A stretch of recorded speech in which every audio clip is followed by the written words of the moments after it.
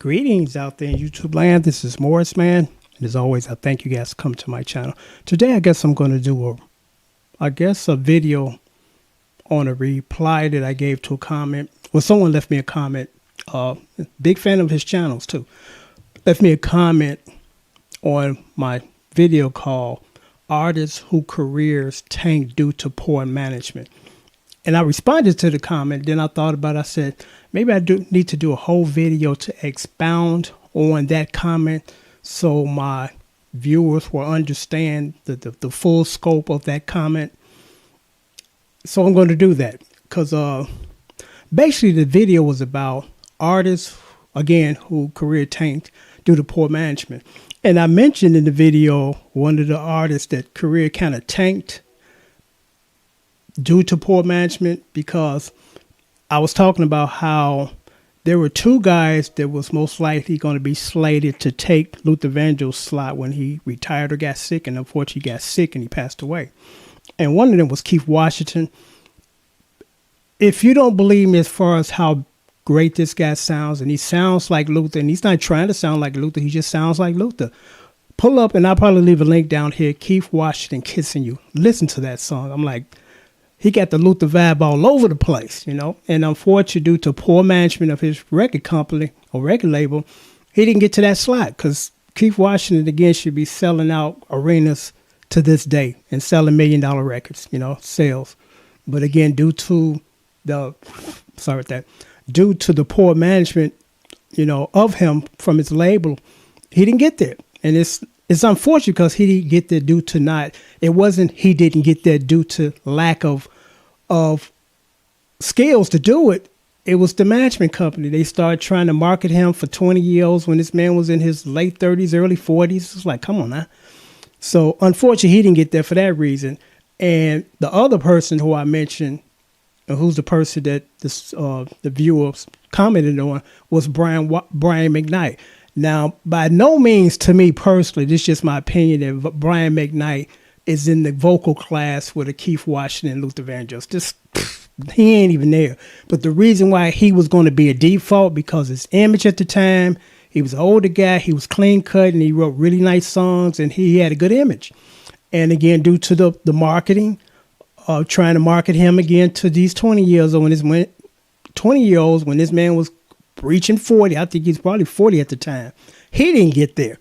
And then some other choices that his management company decided to do. They paired him off with this TV show, and it was terrible. He should have had no part of that. And then years down the line, he wrote a song that was extremely offensive to women. You know, so that buried his career as far as becoming the next Luther Vandross. Now, this is what the comment read. It says, and again, this guy is one of my favorite. He has one of my favorite YouTube channels. He said, "No offense, Mo, but 2020 Brian McKnight worth was 20 million. That's the kind of tank I want my career to be in." Now, to the average person, 20 million is a lot of money.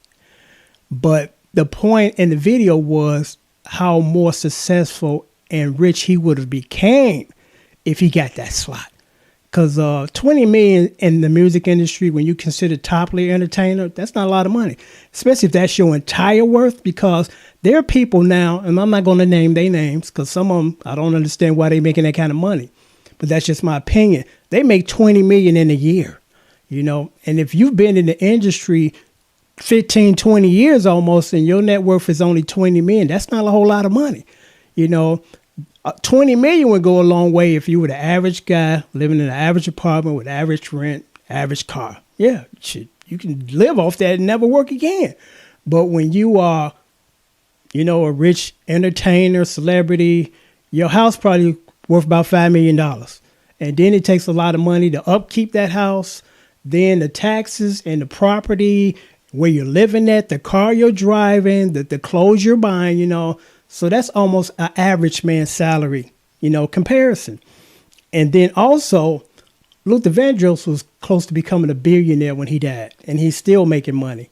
So that was the point I was making. 20 million is not bad, but $1 billion is really good, you know, because you got people like Kanye West, who's nearly a billionaire.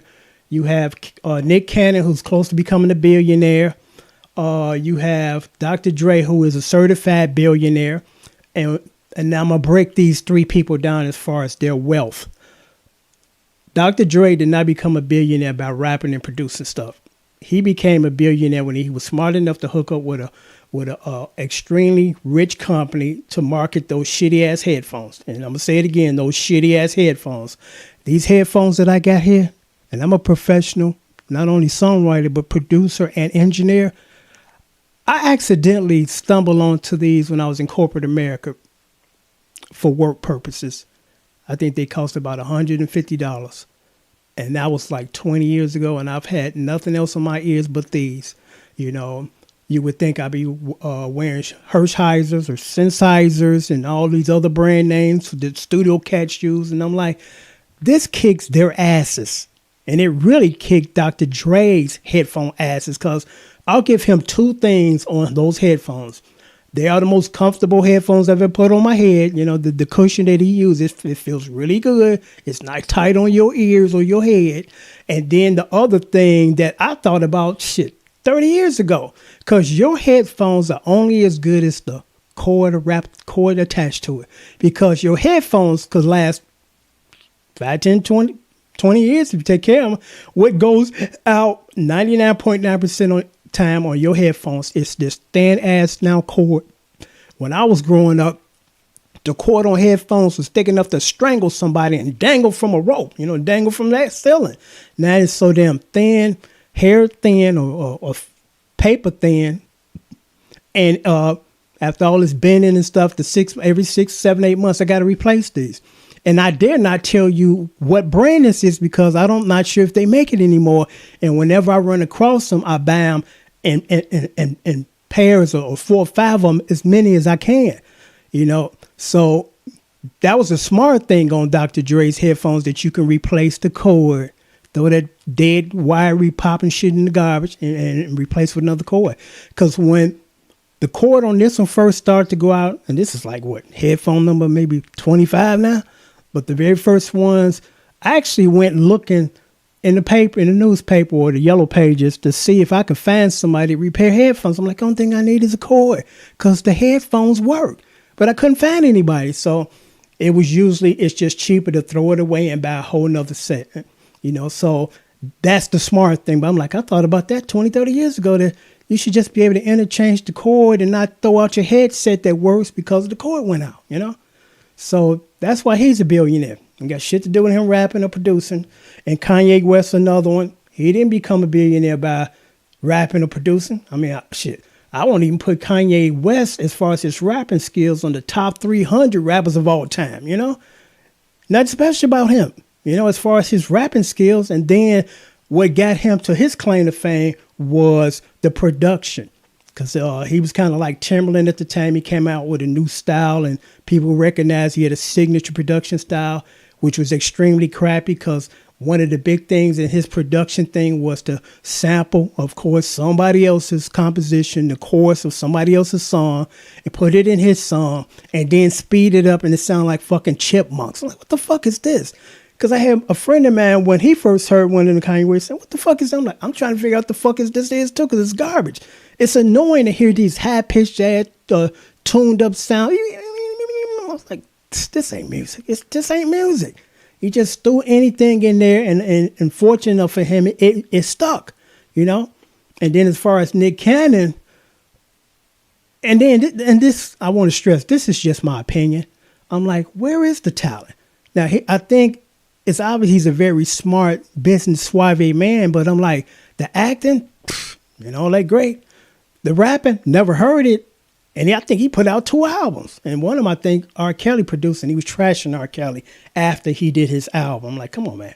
You going to stick a knife in this man's back after he didn't help you, Still just keeping your mouth closed, because none of us was there, and the judicial system would deal with R. Kelly, and still a public opinion, Maybe he is guilty, But a court of law would determine that.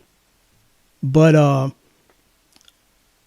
I just wanted to do this video because, again, I needed to expound on that comment that I left, because again, $20 million, and you've been in the industry for 20 years almost, that's not a whole lot of money.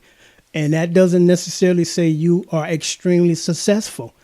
You know, yeah, you are a millionaire, but like I said, as far as if they would have kept him on the straight and narrow as far as his record label and PR people, he would be the next Luther Vandross, just kind of by default, because I can't think of anybody else during that time when Luther passed away that they could have passed the baton to other than Keith Washington.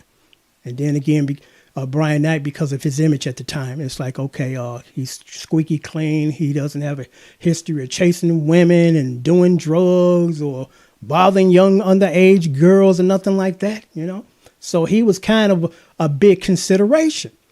And he's a very talented guy. But as a result, again, of how they marketed him, it didn't make it, you know. And again, $20 million is not a whole lot of money when you are, you know, top shelf entertainer, and that's your entire worth. Because again, I think Nick Cannon is, like I say, he's close to billionaire status. I've seen this printout, and they talking about the people that, you know, that are almost billionaires in the industry or are. And I was really surprised to see him up there, but he's a smart man. He got hooked up with, I think, Nickelodeon and some other production companies, and he made a lot of money, you know. And again, Kanye West made his fortune. You know, the money that he made from the music industry, he's smart enough to invest in businesses. That's why he's making it. Because again, like I said, rapping wise, he's average. His claim to fame was production. You know, he's not a musician, because I'll mention this and then I'll sign off, because this was just hilarious. I'm like, and then it was sad at the same time. He was in Chicago promoting something, and it was something spiritual, and he was up on stage with a piano. He took one hand, hit one key, and triggered a sample. Like, ain't you going to play the damn thing? This is a piano. Sit down and play if you can play. Apparently, he can't play. You know, it's all this one hand sampling other people's stuff. I don't call that talent. And I'm not afraid to say that. You know, I know I'm going to get some young dudes trashing that statement, but I'm like, dude, if you knew what I knew and know how to play like I play, you feel the same way. You know, because it just started maybe a couple of decades ago that people that are not talented at all, can't read, can't write, can't play, you know, they latching on to that sample thing. I'm going to take these old, well-gifted artists and steal their stuff. And I do say steal their stuff, because that's how it works now. They don't go to these artists and ask for permission, because most of them must tell them go to hell. It's like, I created this, create your own. What they do is they, without their authorization, they record this, and then they determine, you know, because they're going to get sued.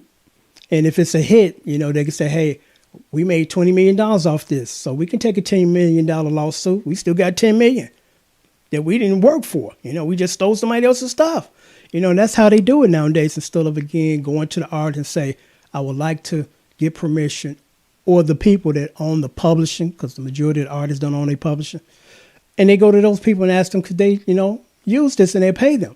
And some will say yes, and some will say no, you know. But I'm going to sign off now. But I thought I would expound on that comment that I made, because I think that it would be helpful to you guys out there to say, Morseman, I'm not in the entertainment industry, so I didn't know. But, you know, thanks for letting me know. Because, again, $20 million ain't a lot of money, you know, considering that you're this. Now, of course, if you work for the post office, you got $20 million in the bank, you all good. You know, you real good, you know. But, again, $20 million is not a lot of money, and especially considering what you could have made if you had gotten that slot as the next R&B crooner, you know, to hold that position, number one. You know, you'd be worth close to $1 billion, if not $1 billion, you know. So until next time, take care and thanks for watching.